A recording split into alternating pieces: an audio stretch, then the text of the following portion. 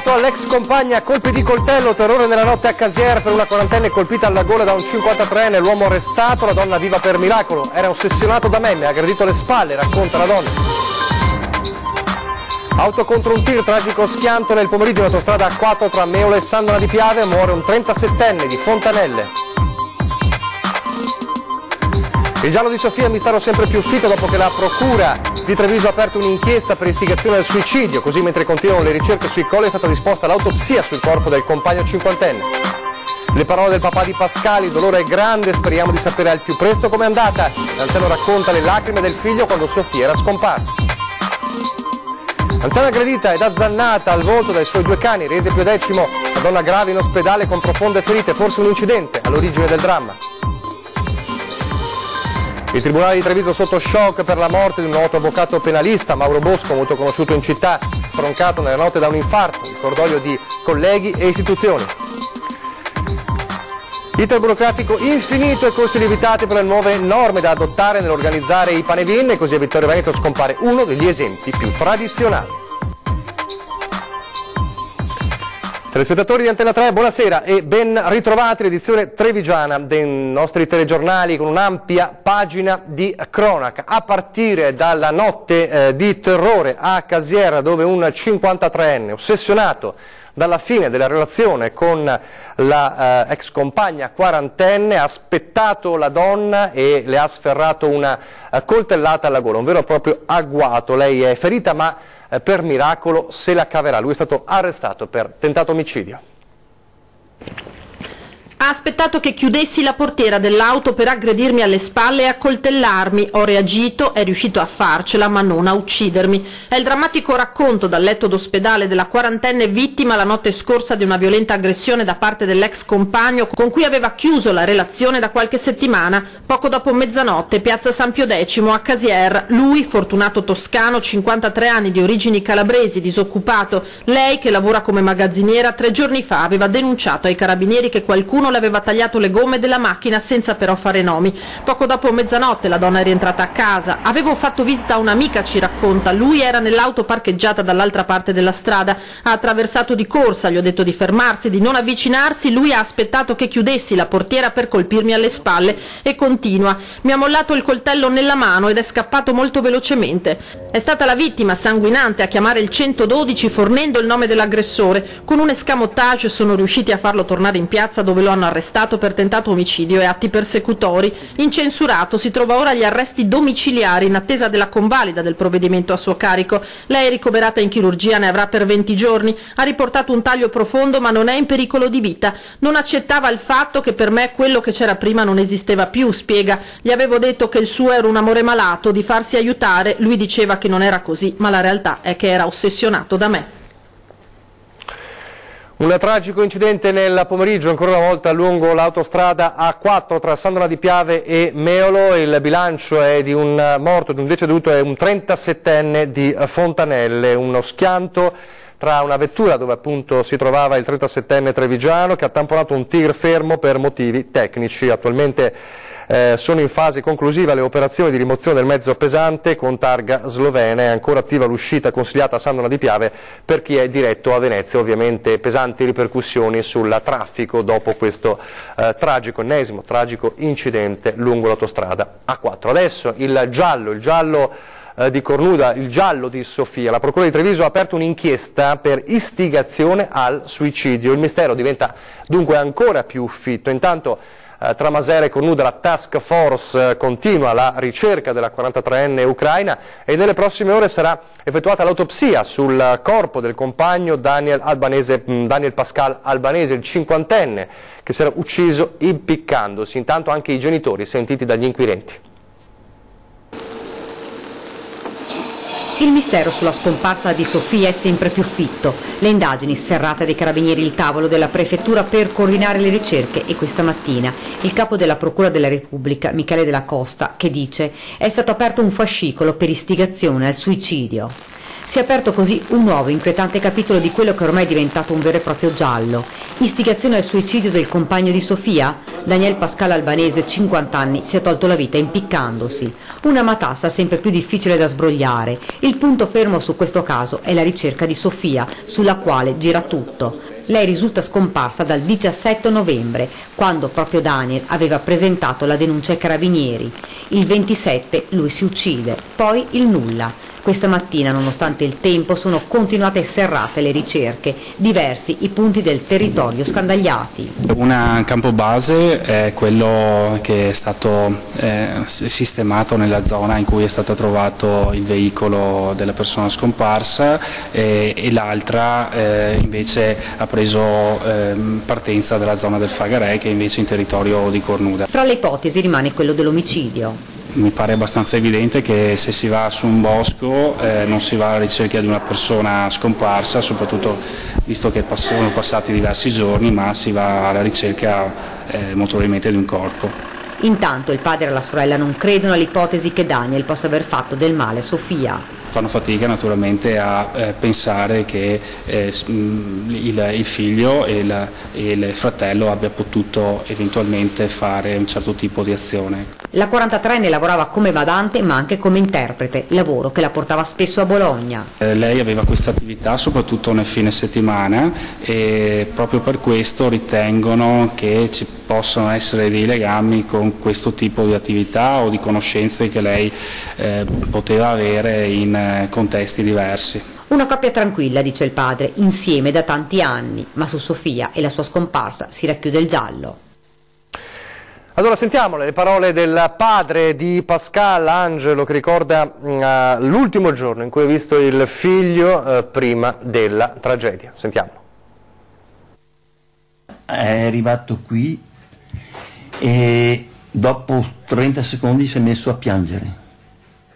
Ha pianto un po' e poi l'abbiamo tirato su di corda un po', dopo ho mangiato, il giorno dopo ho mangiato e dopo ha parlato che ha fatto la denuncia di scomparsa. La denuncia di scomparsa ci hanno detto quel giorno lì, c'era un qualcosa tra i due. Preoccupava Pascal più che Sofia, era un po' preoccupato, ma ha fatto capire che era una cosa grave. Non ho fatto capire questo, però chissà, io sarei soddisfatto a sapere il più presto possibile questo caso, ecco. Dopo il dolore è grande, rimorso non ce n'ho, perché come padre ho fatto di tutto quello che serviva. Non c'ho nessuno scrupolo di coscienza. Un 24enne di Azzano Decimo, ma residente a Mansuè, è stato denunciato per stalking dai carabinieri di Sacile. Il giovane operaio e senza nessun precedente penale alle spalle avrebbe a lungo perseguitato l'ex fidanzato, una 21enne di Brugnera, anche lei di professione operaia come il giovane. Il 24enne, secondo le denunce della ragazza e i successivi accertamenti dei militari, avrebbe in più occasioni minacciato e molestato la 21enne, causandole un costante stato di tensione e di ansia. L'operaio voleva in tutti i modi riallacciare il rapporto amoroso con la ragazza. Al secolo di lei è cominciata una vera e propria persecuzione, purtroppo uno scenario che abbiamo visto tante troppe volte. Ancora la cronaca di una drammatica aggressione inaspettata. Due cani che aggrediscono la loro anziana padrona, la donna è grave, è accaduto a Riese. Un'anziana è stata azzannata alla testa dai suoi due cani. È accaduto a Resana questa mattina. Da una prima ricostruzione sembra che la donna fosse nel giardino della sua abitazione e accidentalmente avrebbe calpestato i due cani. È stato un attimo, le si sono rivoltati contro, mordendola più volte alla testa e al volto. Il fatto è accaduto in via Coriolo. Immediatamente è stato allertato il 118. Sul posto è arrivata in pochi minuti un'ambulanza che ha trasportato l'anziana, in gravi condizioni ma non in pericolo di vita, all'ospedale di Castelfranco. I cani sono stati prelevati dal servizio veterinario e portati via da casa. Ora verranno esaminati da esperti per capire come mai abbiano aggredito la loro padrona. Un fatto analogo era accaduto un paio di mesi fa, sempre a Resana, dove un'anziana era stata azzannata dal suo pitbull. L'anziana, anche in quel caso, era caduta per sbaglio sul cane che aveva reagito mordendola alla testa. E ora nel capoluogo della Marca, una Treviso, soprattutto il mondo del Tribunale, della Procura, sotto shock per la morte di un noto avvocato penalista, Mauro Bosco, molto conosciuto in città, è stato stroncato nella notte da un infarto. A Catania per un processo, si è sentito male sull'aereo che lo riportava a casa. Si è fatto andare a prendere in aeroporto ieri sera dal padre, ma quello che poteva sembrare un banale malessere si è rivelato ben presto un infarto, purtroppo fatale. Occhi lucidi questa mattina in tribunale per la morte prematura, improvvisa, nella notte, dell'avvocato trevigiano Mauro Bosco, 54 anni, noto e apprezzato penalista. Le udienze penali sono state anticipate da un minuto di silenzio e domani mattina la Camera Avvocati commemorerà il collega scomparso alle 11 nell'aula della Corte d'Assise. Il commosso saluto anche sui social di amici e colleghi, con la consigliera comunale di Treviso Antonella Tocchetto che dice era come un fratello. Cordoglio anche da parte del sindaco Giovanni Manildo. Mauro è un amico, un collega, una persona che con la sua generosità e disponibilità ha veramente contagiato tutte le persone che frequentavano il tribunale, quindi va un fortissimo abbraccio ai suoi familiari e un ricordo affettuoso di una persona che ha veramente lasciato il segno nella nostra comunità. Bosco era originario di Monigo, i genitori gestivano i 2 panifici in via Feltrina e in viale Montegrappa. Lascia anche la sorella Laura e il fratello Stefano. I funerali dovrebbero essere celebrati all'inizio della prossima settimana, un ritardo dovuto all'ultimo grande atto di generosità di Mauro Bosco. La famiglia ha autorizzato l'espianto degli organi. Lasciamo la cronaca adesso, parliamo di pensioni perché le stime della CGIL del Veneto sono a dir poco nerissime per il futuro. Pensioni, il futuro di quelli da girone dantesco da qui al 2065 per effetto delle leggi attualmente in vigore. Se nel frattempo non ci saranno modifiche accadrà che si andrà in quiescenza da ultra settantenni, tanto gli uomini quanto le donne. A denunciarlo il sindacato. Sì, è vero, corrisponde alla verità perché i meccanismi combinati tra la riforma Fornero del 2012 e la precedente norma sull'innalzamento della speranza di vita ci restituiscono un panorama di questo tipo. Ma non è tutto, le pensioni saranno da fame. E produrrà una copertura previdenziale, un cosiddetto tasso di sostituzione che non arriverà neanche al 50% degli ultimi stipendi. E sicuramente non ha nulla a che fare col sistema di calcolo che conoscevamo, dove si poteva andare in pensione con anche oltre l'80% della retribuzione finale. Insomma, i conti proprio non tornano, ecco perché per cambiare il sistema previdenziale, sostenere lo sviluppo e l'occupazione e garantire il futuro ai giovani, contro le misure adottate dal governo, organizzata per sabato prossimo 2 dicembre la grande mobilitazione a livello nazionale, in contemporanea ben 5 città, con Torino come punto di incontro per tutto il nord Italia. Saranno un centinaio di autobus in partenza dal Veneto, 5.000 lavoratrici, lavoratori e pensionati che arriveranno a Torino, altre centinaia si muoveranno in treno. C'è una partecipazione assolutamente importante che ci conferma come questo tema è sentito nelle fabbriche, è sentito nei territori. La gente chiede di modificare strutturalmente un sistema che non regge più. Allora parliamo dei Panevin perché Vittorio Veneto quest'anno farà meno di uno dei suoi storici Panevin e la colpa qual è? La burocrazia. Abbiamo deciso di non far più di non portare avanti questa tradizione. Lo dice emozionandosi Sebastiano Baccichetti e c'è da capirlo. Quando si finisce una storia centenaria nata 4 generazioni fa succede questo. Stop allo storico Panevin della famiglia Baccichetti sul Colle San Paolo, il più antico di Vittorio Veneto. La decisione è arrivata ieri, dopo la lettera della polizia locale, introduzione di un nuovo iter burocratico per questioni di sicurezza. Da 10 anni a questa parte bastava una comunicazione ai vigili urbani. L'anno scorso si è un po' complicata, abbiamo dovuto fare una domanda in marca da bollo e fin qua ci stava. Adesso col piano di sicurezza redatto da un ingegnere diventa economicamente complicata. Insomma, per l'autorizzazione serve la valutazione di un professionista, ingegnere o architetto, e questo fa lievitare i costi per chi organizza il Panevin. La richiesta di permesso per lo stesso Panevin dovrà poi essere firmata dal responsabile dell'evento, accompagnato dal piano della sicurezza firmato da un professionista e controfirmata ancora dal responsabile. Scadenza fissata per il 15 dicembre, poi documento che deve essere valutato dal comune e dalla questura prima del via libera. Non si riesce a capire come si riesca anche a burocratizzare una tradizione, un qualcosa che non ha nessun vincolo di guadagno, era una tradizione e basta, e quello doveva rimanere. Nessuna possibilità di tornare sui suoi passi, anche perché il timore è che il futuro sia peggiore. Se questo è un passaggio, l'anno prossimo sarà più complicato ancora, ci vorranno i guanti per distribuire la pinza, non so. Parliamo di sanità, le stime del rapporto annuale sull'HIV e l'AIDS della Regione Veneto. Dal 1984 al dicembre 2016 i casi di AIDS in Veneto sono stati 3.915, di cui 3.490 segnalati in Veneto e 306 segnalati da altre regioni a carico di persone residenti in Veneto. Attualmente nella nostra regione i casi di AIDS assistiti, tecnicamente definiti prevalenti, sono 1.256 e i nuovi casi registrati sono stati 40 nel 2016. Poco meno del 76% dei casi ha un'età compresa tra i 25 e i 44 anni, si tratta per lo più 77% di sesso maschile. Il numero di casi tra gli stranieri è andato ad aumentare nel corso degli anni, ha avuto il suo picco nel 2010, 46,8% sul totale dei casi residenti, nell'ultimo anno invece è progressivamente calato la media del 37,5%. Dunque esiste ancora un problema che c'è e quindi va monitorato costantemente dalla sanità del Veneto. A proposito di sanità del Veneto, sappiamo come tutte le ASL, tutte le aziende sanitarie del Veneto siano in rosso con il loro bilancio, ma l'ULSS 2, marca trevigiana, assicura che arriverà al pareggio in tempi brevi. Bilanci delle ULSS venete in rosso, conti da rimettere in sesto entro la fine dell'anno, con le sole eccezioni delle aziende sanitarie delle Dolomiti, Serenissima e Polesana, che coprendo territori disagiati possono prendersi più tempo, scadenza marzo 2018.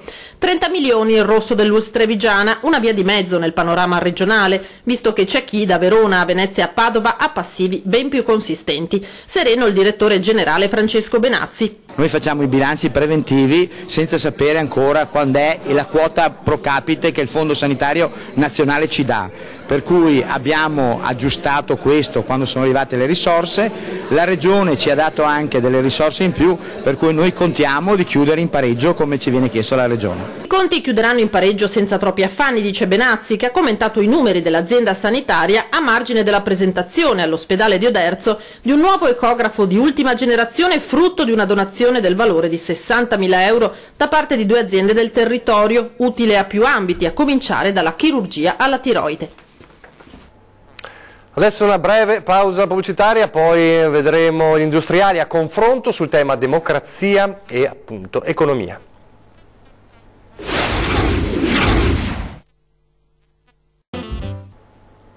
Rieccoci in studio, telegiornale di Treviso, imprenditori e democrazia, un connubio importante per il presente ma soprattutto per il futuro. A discuterne gli industriali di Treviso e di Padova. Quale sarà il futuro della democrazia nel mondo occidentale? È l'interrogativo che si sono posti Confindustria Padova e Unindustria Treviso davanti a una platea di centinaia e centinaia di imprenditori veneti e rappresentanti delle istituzioni civili e militari. Partendo da un dato concreto della grande trasformazione in atto a livello globale degli assetti istituzionali, la riflessione degli industriali si è concentrata sul concetto e il valore di democrazia. Una democrazia di cui imprese e lavoro sono elementi portanti e primi presupposti per una società equa e inclusiva. C'è la consapevolezza che siamo in una fase di grande cambiamento e noi pensiamo che, riprendendo anche quelli che sono degli scritti del passato, si parlerà oggi di Platone, si parlerà di Pericle, si parlerà di Norberto Bobbio, ecco, noi pensiamo che riprendere temi che sono stati affrontati nel passato riguardanti la democrazia sia importante. Una democrazia efficiente e partecipativa è il presupposto di crescita economica e coesione sociale, ribadiscono i vertici degli industriali. Il piccolo medio imprenditore è fondamentale per la tenuta sociale del nostro territorio e quindi per la tenuta della democrazia. Non c'è democrazia se non c'è benessere, non c'è democrazia. Fondamentale per l'Italia dovrà essere la capacità di risolvere questo periodo di transizione politica con un governo che però deve essere in grado di amministrare. Il sistema politico italiano risente della crisi della democrazia con la nascita di nuovi partiti e la crisi delle vecchie culture politiche, perché non si tratta soltanto del fatto che arrivano sulla scena nuovi partiti come appunto quello che si chiamano i partiti populisti, ma tutti i partiti di sinistra, le socialdemocrazie, sono in forte crisi. Sono Giovanni Prearo, presidente di ANCE Veneto, e Romolo Bugaro, avvocato e scrittore, gli ospiti di questa sera di 20:10, fra pochissimo, subito dopo il telegiornale. Vi lascio allora le previsioni del tempo, grazie per averci seguito e arrivederci.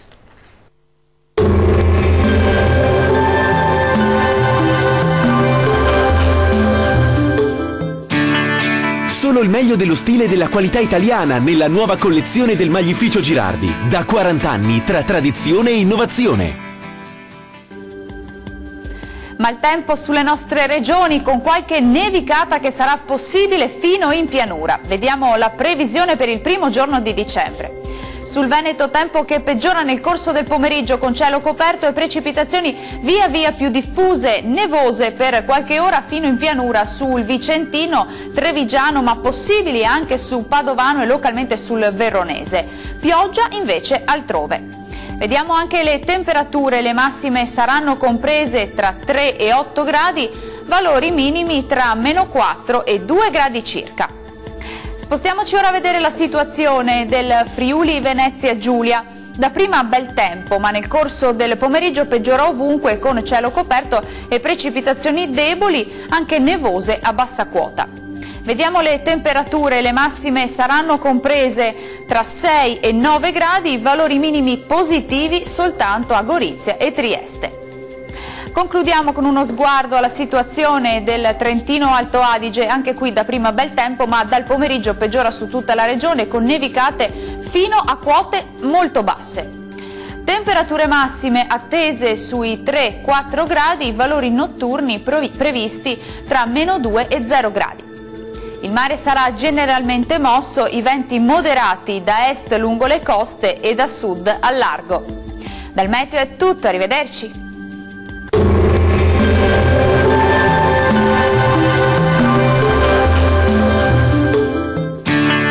Solo il meglio dello stile e della qualità italiana nella nuova collezione del Maglificio Girardi. Da 40 anni tra tradizione e innovazione.